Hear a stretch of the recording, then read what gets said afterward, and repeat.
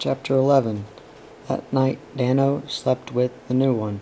She was well broken and he enjoyed her. He woke in the middle of the night, still drowsy, and pulled the sheets down from her nakedness, and the sight burned the passion in him. The window was up, and it was moonlight outside, and some of that moonlight put a glow on the air inside. She stirred drowsily, her eyes fluttered open, and she smiled at him. "You are lover," she said, "as good as the next," he told her.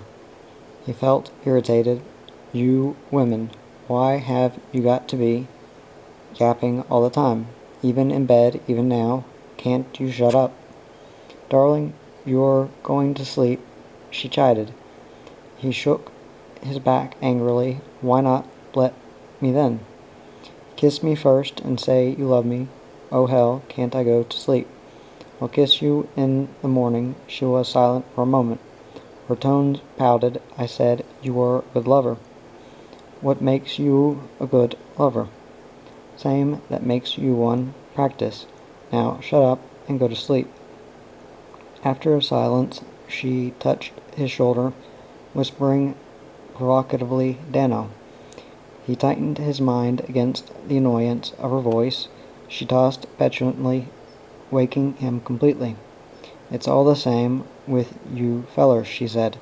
"Get your girl, mug up to her all you know how till you get what you want, and then she can go to blazes. Selfish cows, the whole lot of you. No wonder marriage is a flop." "Well, that won't worry you," he said. "You get washed up quick, don't you?" She tried, taunting him. "One little fling, and you're weaker than a kitten. I want to go to sleep. I want to go to sleep." "Ah, shut your trap, or I'll clock you." "Like to see you," she flashed. "You hit me and see what happens. You hit me and I'll kill you, even if I have to wait till you're asleep before I do it." "And who are you, talking to me like that? Whose bed is this anyway?" "Tom, Dick's, and Harry's, but right now it's mine." She was so angry that she planted her feet in his back and thrust him out of the bed. He fell surprised on the floor. When he got up, he leaned over and slapped her savagely across the face with each hand. "Keep your blasted bed," he snapped. He picked up his clothes and the blanket and marched out to the sofa in the lounge. Fuming, he curled up on the narrow, gutted couch, bending his legs to fit, and violently battened down his eyes, indicating that he was ready for sleep to take him. And sleep, interruptions at bay, went to work. He was a different man in the morning. He woke with the tang of coffee in his mouth and heard the scrannel clink of cups in the kitchen net. He remembered that she had threatened to kill him, but he saw that she had left the blind down while he slept. She was all right, bit of a dildo. He stretched and breathed deep and felt the power of being a man, and pleasure was in his hearty voice. "High-anence." She didn't reply. "What about a cuppa da coff, eh?" "I'm an invalid this morning. You're too greedy." She didn't answer. His temper and mood were good. "All right," he said genially. "Be a narc." He got up and dressed and went out into the kitchenette, pulling his braces over his shoulder. She was sitting on a chair in her yellow dressing gown that was decked with big red poinsettia flowers, toast and a cup of coffee that had slopped over into the saucer before her. She had a cold indifference on her face, white, unmade, and she didn't look up at him. "Brr," he shivered, grinning and scrooging up his shoulders in the frosty atmosphere. He walked behind her, leant down with his hands on her shoulders, and kissed her behind the ear. She shrugged angrily away. He kept his grip and kissed behind the other ear. "Oh, cut it out," she snorted. "Why, baby, you like to be kissed. What's up?" She drank her coffee and went to the stove with a furious resolution and poured another cup. He watched her sit down, and the grin didn't leave his face. He felt good. He hummed a song and went to the stove. "Are you fond of the coffee?" he said. "I like tea better." She looked aloof, and he poured himself some coffee. He sat at the end of the table, grinning at her cold face. He kept staring. She glanced up frigidly, lanced him with ice, and averted her eyes again quickly. "What's the matter with the little woman, eh? What about a bit of toast, huh? You're not helpless, make it your bloody self." "Oh, the language," he objected with shocked benignity. "Oh, I say, will it be like this after we're married?" He grinned. She suddenly put her head down and started sobbing. The easeful smile went from his face, and he stood up, looking at her in sudden vexation. He clenched his teeth and shook his head. "Weeping bastards, they weep for anything. Why don't they have an operation or something and get rid of the habit?" Shut up. What are you bawling about?" He moved around to the door leading into the lounge, exasperated. He flung her the wipe-up towel from the wall. "Here, wipe your moosh and get some sense. You're like a school kid with goustache." She made a swift effort to rush off to her room, but he grabbed her and pulled her wiry, reluctant body to him. She struggled and punched his chest, fighting him to let her go. He shook her violently, his teeth clenched, and his face dark. "I ought to swipe you across the puss," he said. "What sort of going on is this?" "Oh, I could murder you," she gritted, but she stood still, and her eyes flashed like those of a cornered and lathered animal.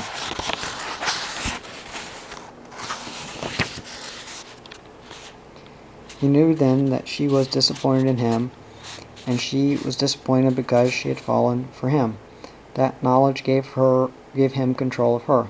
She liked him a little better than she had liked all the others. Her claws were deeper in him, more lasting.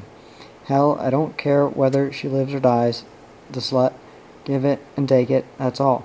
None of this claiming stuff for me." But he had her now, and he could do what he liked with her. "Listen, you sniffling little half-wit," he said, with a tough amiability, a grin on his face. "You don't want to get dirty with me. I don't like it, and I don't have to like it.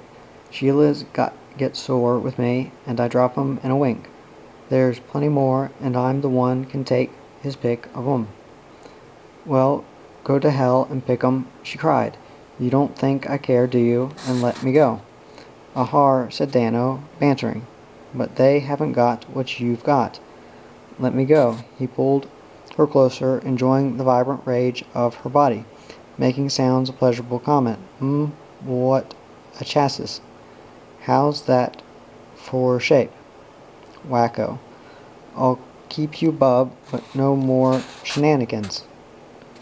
He pecked her on the lips and let her go. She swung away and went straight to her room and slammed the door.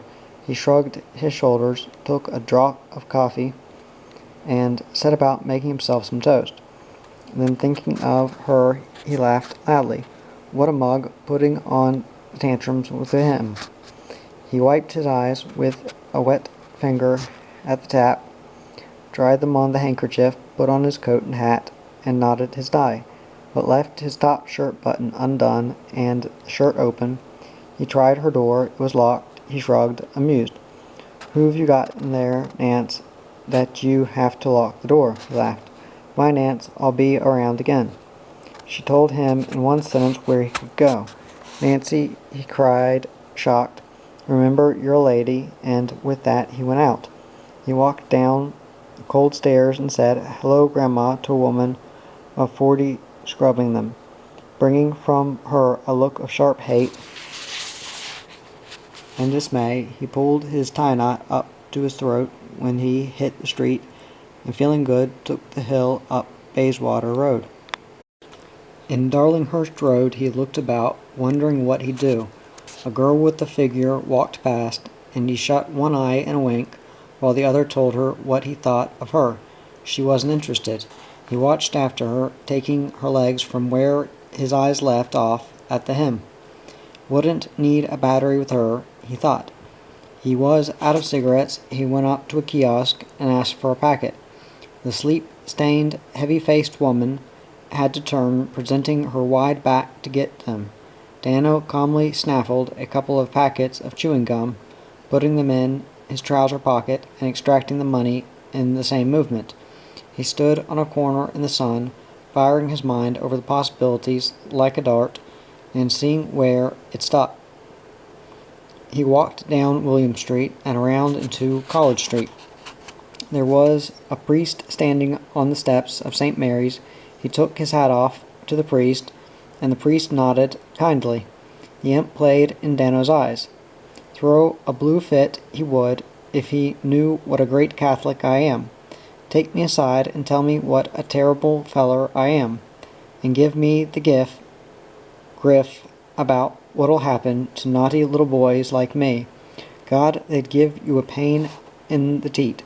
And that Father Duffy, what's the hell's he always got to be pushing his big spud face into other people's business for? Do you go to church? Why don't you go to church? What the hell's it got to do with him whether you go to church or not? Look at all the pious Petes that go to church and wouldn't give you the skin off a banana. All the bludgers that get in there and knock holes in their knees with genuflecting, and get muscles on their lips with praying. Ask them craw thumpers for a feed, or the lend of a bob, or to do you some good turn, and they'd kick your moon from here to Cootamundra.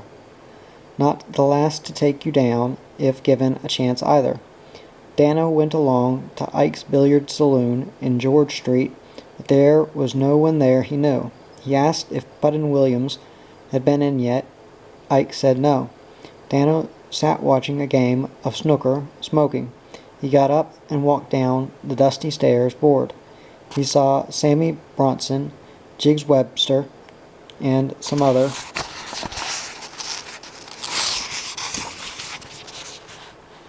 bloke with them coming down the street, and a smile sprang onto his face. Sammy Bronson was a fat little slug with a round face, and Dano didn't go much on him, but he was all right to break the monotony. He didn't like Webster either, with his slick style and his quiz-pop mind. "Good day, Dano," Sammy greeted. "How's she going?" "Okay, Sammy. How're you Jiggs?" "A ball of muscle, mate. Nice bit of a cloth you're wearing. Meet a cousin of mine, Ed Dano Costello." Dano nodded at the sawney-looking Eddie. With his ill-fitting, unpressed clothes, Eddie grinned shyly. "Ed's a bushy." Jiggs Webster laughed, with a nudge at Eddie. "First time in the smoke. Reckons he's had a gutful already, and he's only been here a couple of days. I tell him wait till he gets around a bit and he won't ever want to go back." Eddie half flared up in a wild blush of embarrassment, and the clumsy words shot out of his big mouth. "Geez, what makes you think I haven't been around?" They all laughed at the ludicrous defiance, and Jiggs Webster slapped Eddie on the shoulder and told him no harm meant and keep his shirt on. They walked along George Street, turned into Market Street, and went down towards Darling Harbour, to a pub there. They always drank at this pub when they were together in town. They all knew the barmaid there, Dot House, Dot Morgan, and she was good for smart service, and one on the house, when the big gutted publican with the sooty jowls was not about. Dano saw people looking at them, and he guessed the draw card was Eddie. Beside him they looked like Taylor's dummies, city blokes. He looked like the victim of 3 spielers. Dot Morgan was in the bar, only a few were drinking, a greasy-looking fireman off a ship, a couple of businessmen from York Street, or one of those streets and a couple of mechanics in overalls. They all looked at Dano, Sammy, Jiggs, and Eddie when Dot Morgan hailed them. Her great lips stretched like red elastic, and her blonde curls shaking as she tossed her head in hearty welcome. Her black dress was cut low at the neck, and when she leaned over to get the glasses, it fell away from her flesh, showing the channel between her big breast and the beginning roundness of the breast. "Haven't seen you boys for weeks," said Dot Morgan. "Where you been?" The scarlet carings jiggled in her little ears. "Who's Peaches and Cream? Gord, where'd he get a complexion like that? Don't tell me it's on the square." "And it certainly is." Jiggs Webster grinned. "Ain't that always the way, though? A face like that on a man, and he don't need it. God lovey, I'd give $1,000,000 to have a complexion like that." Eddie was so confused he couldn't say anything. Dano thought, "You bloody boof," taking a dislike to his silly embarrassment, and feeling a slight jealousy that such a whoop should be singled out for praise, and have something he didn't have. "Oh, hell yeah," Jiggs Webster exclaimed.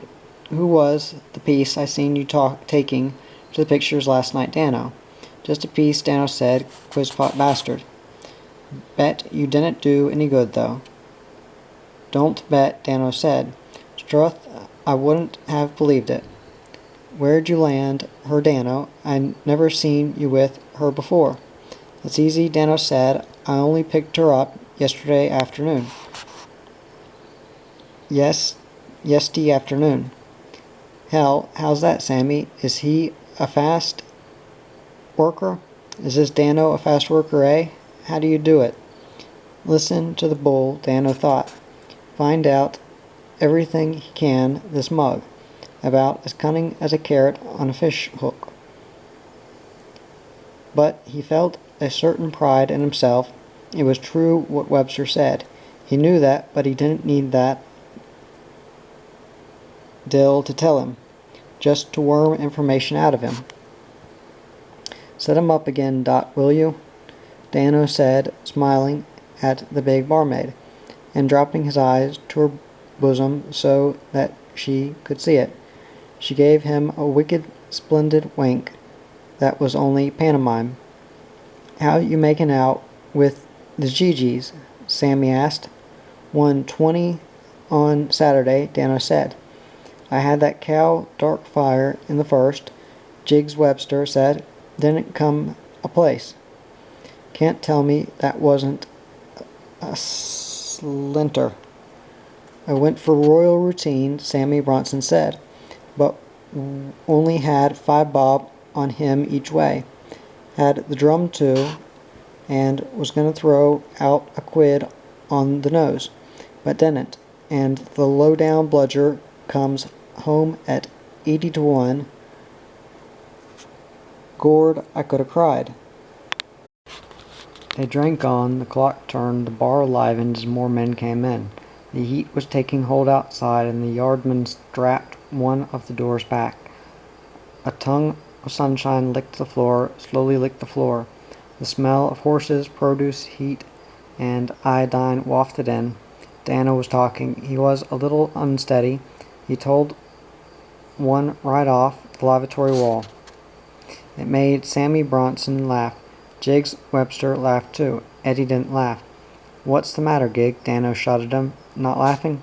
Eddie looked up as though surprised. He met Dano's eyes and stayed with him. "I don't see nothing to laugh about," he stated. "Too grown up for you, are we, Junior?" Dano said. He didn't mean nothing, Dano," Jiggs Webster said.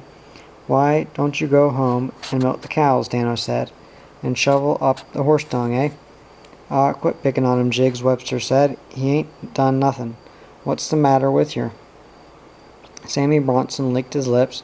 He patted Dano's shoulder cautiously, soothingly, and with a quaver in his voice told Dano to be a good boy and we are all friends, and drink up his drink. "Want to go, Jiggs?" Eddie asked, some of the red gone out of his face, and his eyes feverishly bright. Dano looked contemptuously at him, silly-looking sonk. head like a melon, big feet, shovel hands. King of the cowbells, possum eater, the pride of Whoop Whoop. Take the mug away, he said. God, is he going to tell Mama a story? All about the nasty men that talked dirty. And, Mummy, I didn't laugh. I put wool in me ears, and I didn't listen. No, Mummy, ah. Eddie moved. He hit Dano in the mouth. Then, just as suddenly, he bent forward, wincing, his face screwing and more red than ever coming into it. Dano's fist had sunk into his belly as into a pillow. Dano could have hit him on the jaw, but he stood back, preferring to watch Eddie, holding his belly, bent, whistling for breath, and staggering drunkenly. Sammy Bronson stood stiff, gasping. Jiggs Webster grabbed Eddie and looked wildly at Dano. The men in the bar rolled into a ball. Dot Morgan leaned over the counter, her face a bulk of sobriety and pain in her eyes. What's he sick? Get him into the lavvy quick, hurry up. The air was sobbing back into Eddie's empty lungs. His face had turned white. It was pinpointed with sweat. Scowling, Jiggs Webster piloted him through the back door. The customers went back to their drinks, picking up their conversation. Dano felt their eyes on him, filling him with cocky pleasure. Dot Morgan breathed heavily. Well, thank heavens he wasn't sick in here. If there's anything I can't stand, it's the smell of sick. Quiet in his triumph, Dano lifted his glass and drained it smoothly. Sammy Bronson said, Hell, you've got some punch, Dano. I bet Johnny showed you that one, did he? Johnny showed me nothing, Dano told him. Why's Johnny got to show me anything? Oh, no offense, Dano. You can go on your own. Nobody don't have to show you anything. Sammy nervously tilted his glass and emptied it, wiping his lips with the back of his podgy hand. I reckon Jiggs won't be coming back. One of these days I'll paste that nosy hooer too, Dano said. We'll have one for the road, Dano. Next time he starts on the questions, Dano said, slightly viciously, I'll smash his fancy dial in. Sammy smiled with a sickly uneasiness. God, Dano, imagine Jiggs having a look-in with you. Yeah, Dano, Costello said, with a faint, masterful smile. Imagine. Back to the old dump, the old man in the groove, and everybody awake up to it but him. But not for me, not much longer. Geez, how I hate it. He left the tram and walked home. He wasn't drunk, just muzzy, going along with his head down.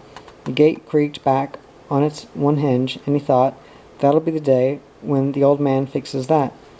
As he opened the door into the dining room, his mother, sitting on an old cane sofa, darning socks, looked up, and relief irradiated her face. Oh, Dano, you're home. No, said Dano, I'm down the street. He walked straight through into the bedroom, and fell on the bed, throwing his arms wide and feeling fed up with the world. She knew him in that mood and didn't say anything to him. She didn't say, I've been so worried about you. Where were you until now? Away all night, your father talking about you. She'd asked him before when he stayed out all night, and he'd asked her what the hell did she have to worry about. Wasn't he old enough to know what he was doing and look after himself? Didn't she know he might be playing cards down at Bennett's and had slept there when it got so late? Or if it wasn't at Bennett's, then Freddie Walsh's place, having a bit of a sing-song the way they used to do. She walked into the room and looked at his flushed face and closed eyes, and she felt a sense of hopeless disappointment and anxiety. You want a bite to eat, Dano. No, nothing, he grunted without opening his eyes. If you're going to sleep there, you should take off your shoes. They're right. She sat down on the bed and started unlacing them, dragged them off, and rolled the socks down from his hot, sweaty feet. She moved along and put an arm under his head and told him soothingly to sit up and she'd take his coat off. And she worked the coat off him as off a wooden dummy, and when that was done she put a blanket over him. His mouth fell open and his breathing became a shuddering snore. She closed the door and went into the kitchen, and tasted the stew for tea, added salt, and put the dripping spoon away in the dresser and the salt shaker in the knife box. She went back to her darning and picked up a gray sock and mechanically needled stripes of green wool over the hole. "Oh, Dano, what am I going to do with you? What's happened to you? I've done all I can. Oh God, have I failed somewhere?" She saw the green lattice of the threads on the gray sock. Her lips trembled, and tears of weariness and vexation started from her eyes. Peter Costello came home at the evening, tired and glad of home. This was the time of a wash and a clean-up, of the soap foaming grimly on his arms and dripping like black spit into the eddies of the wash-tub, of the blood springing cleanly to his face and neck. This was the dawn of his rest and recreation, sitting into a meal and listen to the wireless, the going of weariness, a smoke, a read of the paper, and a talk. This was it always, and it didn't vary much. He put his little leather bag on the mantel-shelf in the kitchen. "Dano home?" he asked. "He's sleeping," she said. "When he get in?" "About an hour ago," she lied. "Full as a gog, I suppose." "He didn't have much," she said. "Did he tell you where he was?" "I didn't ask him." "Well, it wasn't down at Bennett's, and he wasn't at Walsh's. I bumped into Mother Walsh on my way home, and they were over at Bennett's last night, and Dano wasn't there." He watched her face, waiting for the anxiety to come full on it, and watching it wilt. She stirred the stew and filled the kettle. "So where was he?" Costello bounced. "Tell me that." "I don't know, Peter. He has other friends. Perhaps he spent the night." "This is getting to be a great habit of that feller's, like a lot of other habits with him. Them other times, how do we know where he was, whether he was at Bennett's or Walsh's?"